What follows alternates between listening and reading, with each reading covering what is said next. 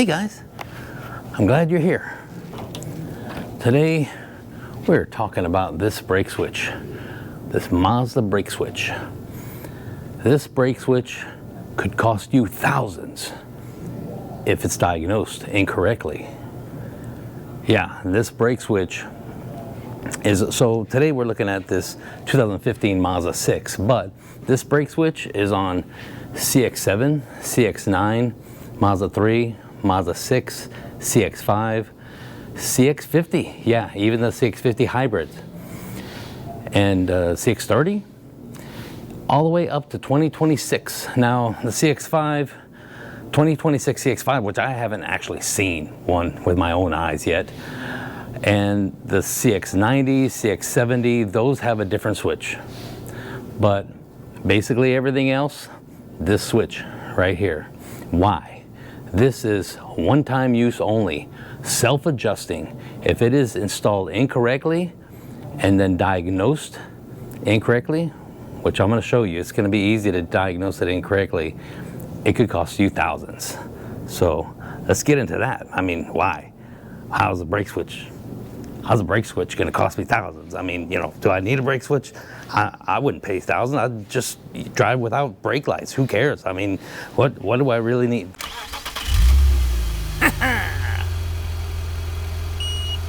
Oh no.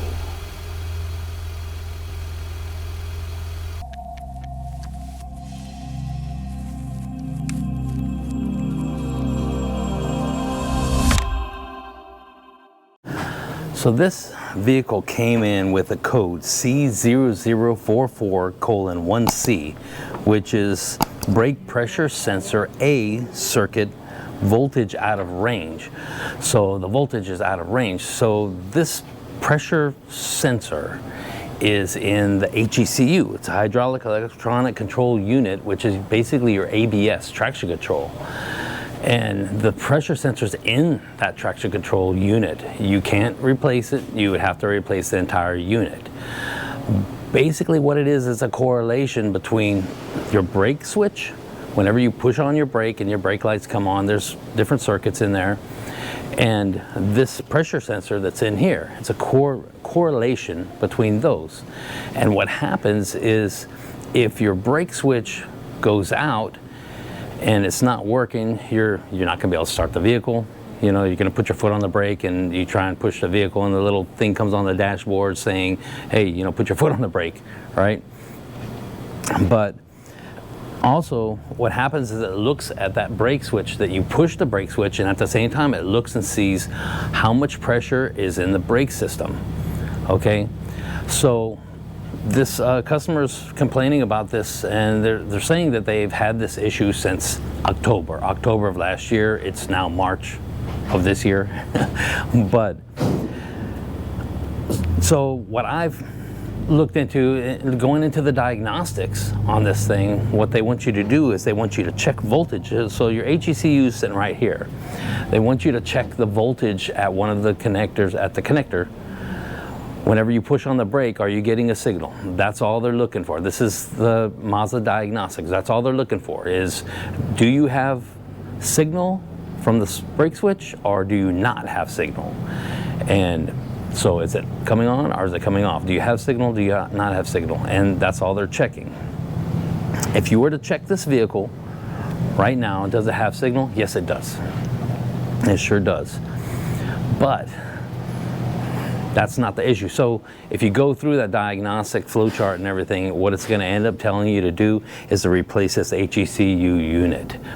And that unit costs a lot of money, you know, and it takes a lot of time to replace, and it's got to be programmed and everything. So yeah, when you pay for that unit and you pay for the labor for replacing it and all that stuff, it could cost you thousands, possibly. But what I found out is, and I did some research and I was just looking at data and everything on this.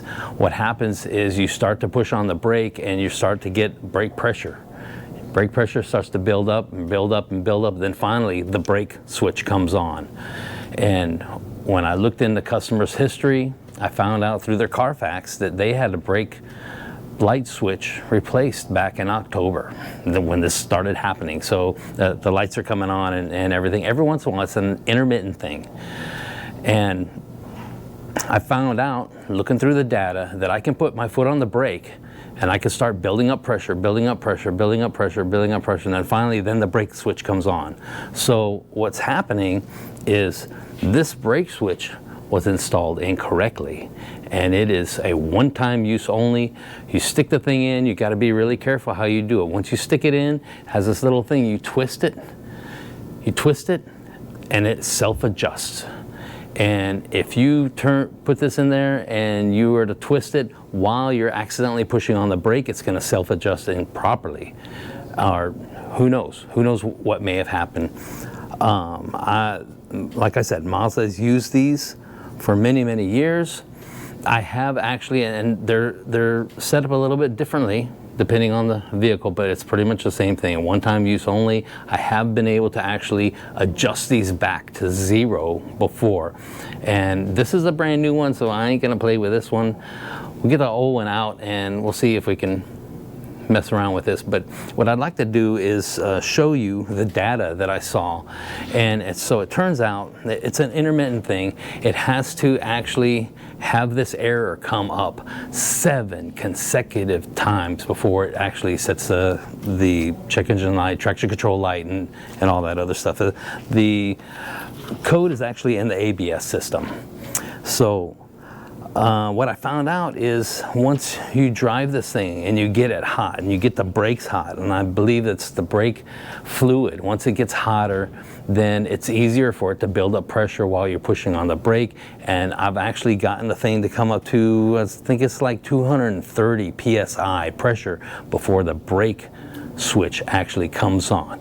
So I'm going to drive this thing real quick because it's cold. I'm going to drive it and get it hot, and then I'll hook up the IDS and I'll show you what I mean, because this can be a major thing. Just a brake switch being out of adjustment properly can cause a diagnostic. And because, okay, so let me explain it like this. In the diagnostic, one of the things they tell you to do is to check this. So go to the brake switch inspection. If you go to the brake switch inspection, what they have you do is check for voltages coming out of the brake switch. Is it working or is it not? Well, this one's working. There's nothing wrong with the brake switch. It's just adjusted improperly. So that's the thing. It starts perfectly fine. The brake lights do come on, but you have to put your foot down on the brake a little bit further than normal to get it to actually actuate. So whenever you do that test that Mazda wants you to do, it's going to show that it's fine. Because you put your foot on the brake and yeah, it's got power coming through it. So let me get this thing warmed up and I'm going to get the IDS out and we're going to look at that data. The Mazda Miata MX-5, yeah, that has a switch. Oh, what else? RX-8, yep. The Mazda Tribute had the switch. What else is there?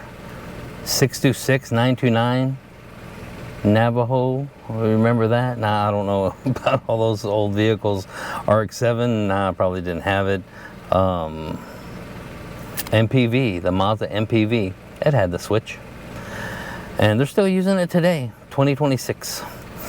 Anyway, I have the IDS hooked up right here.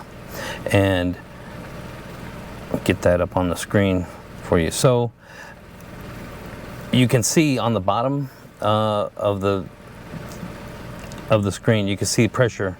I'm building up pressure, building up pressure, building up pressure. And on the top where it says brake switch, that line on the bottom, whenever the brake switch comes on, that line will move all the way to the top. So I got 150, 60, 70, 80, 200, 207, 12, 23, 30, 40, 255. So I'm just slowly pushing on the brake. 280. Okay, right there. You saw the line go up. So it came back down around 255, 260. Okay, I don't know what happened. My camera just shut off. Let's get this brake switch replaced and I'll show you how I'll try and show you. It's not a lot of room underneath this dashboard, so I'll try and show you how to properly install this brake switch, how I do it, and we'll see what happens. Okay, hopefully you can see this because we got a one-time shot at this. This is the brake switch, of course, and you don't need any tools to replace this thing. I'm just gonna turn it. I'm gonna turn it counterclockwise, and it's gonna pop out of this bracket right here. So turn it counterclockwise. It's like a quarter of a turn. Wait, counterclockwise. I'm looking at it upside down. So that thing just popped right out of there. And then I'm gonna disconnect the connector, which is hard to do because I can only get one hand under here. Try to disconnect it without pulling the wires out. I could have disconnected it before,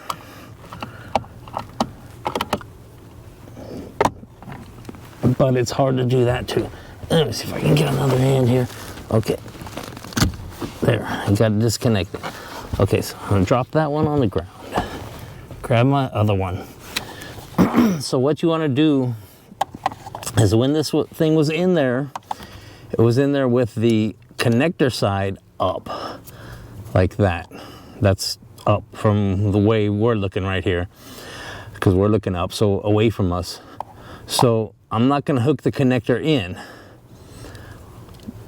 I'm going to take this, stick it in here like this, and then I'm gonna turn it that way. So it's like a quarter of a turn clockwise, making sure that I do not push the brake pedal. So I'm pushing it in and I'm turning it. There's a little tab on either side. Hopefully you can see that is gonna push and automatically adjust it as soon as I put it in there. That's why I don't wanna be pushing on the brake pedal. So stick it in there, turn it clockwise. Oh, I need to grab it. Oh. So I'm trying to grab it so that y'all can see it. Let's see. Stick it in there like that. Turn it clockwise without breaking it. That's it. It's not even a quarter of a turn. It's almost like an eighth of a turn. And when that happened, it pushed this little thing over and it automatically did the adjustment. So I had to make sure I was not pushing on the brake pedal, which I was not. Some of them don't actually do the adjustment until you hook this connector in. So I've just made it a habit to not connect the connector until after I get the switch in. It makes it a little bit harder. Sometimes I just gotta kind of feel, I can't really see it. Just gotta kind of feel around. Come on, get in there. Okay, there it is, and that's it. And it should be adjusted correctly. Okay, we are back here again with the IDS, with the new brake switch. So if you check the pressure, PSI, as I push on the brake and see when the brake switch on the top comes on. So I'm pushing on the brake, pushing on the brake, pushing on the brake. Okay, the brake switch came on the top. It came on. I haven't even built up any pressure in the brake system. I keep on pushing, keep on pushing. There's starting to build up brake pressure. Okay, so as you can tell right there, I push on the brake and the brake switch comes on before it starts to build up brake pressure, and that's the way that it's supposed to be. So that brake switch definitely was not, it wasn't adjusted correctly. The brake switch was working.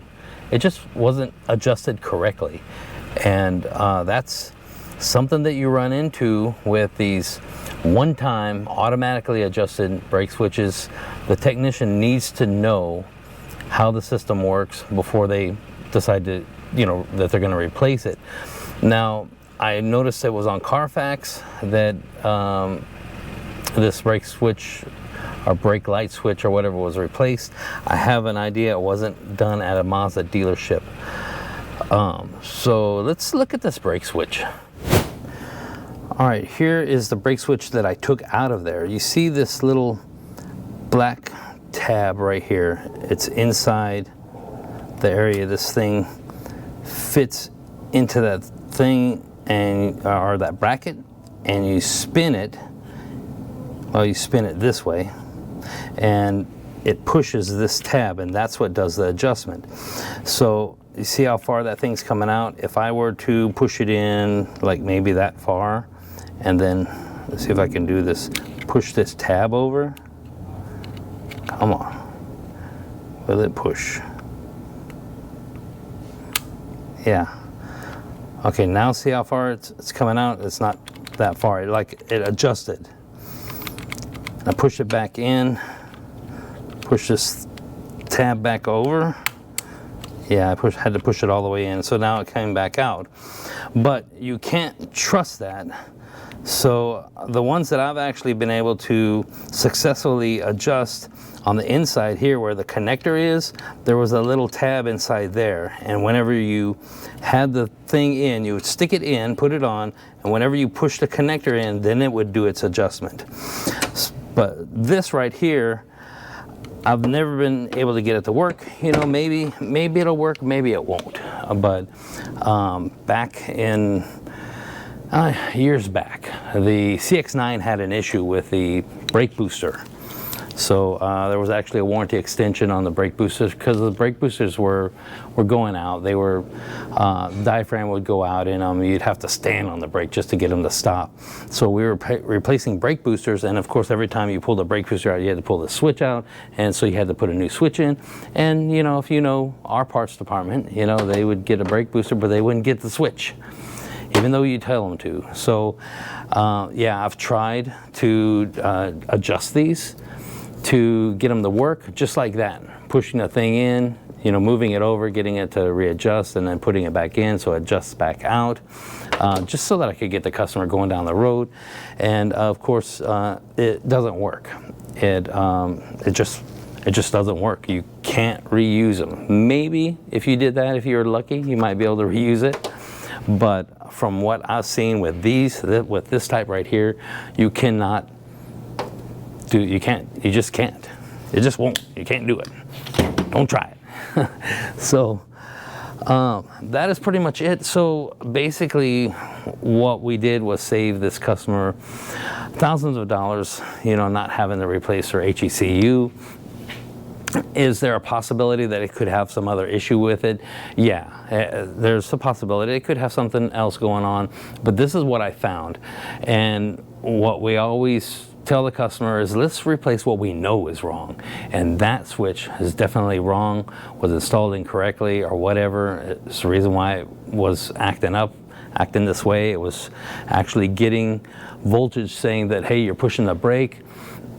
or you're not pushing the brake, but we have pressure. So it looks like, hey, we got pressure here, but you're not pushing the brake, is basically what it thought. And that's because of that brake switch. So that was the correlation issue and why I set the code.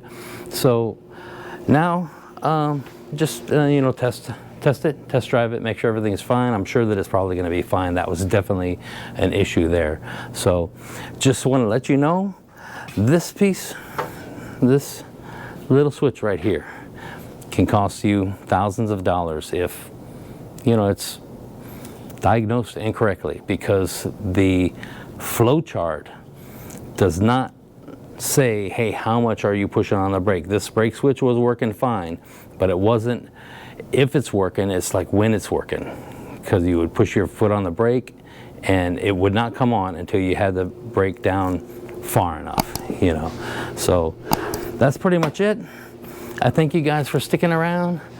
Don't forget to hit that thumbs up button. Don't forget to subscribe, and I will see you in the next one. Okay, I don't know what happened. My camera just shut off. Anyway, let's replace this brake switch, and I'll show you how to do it.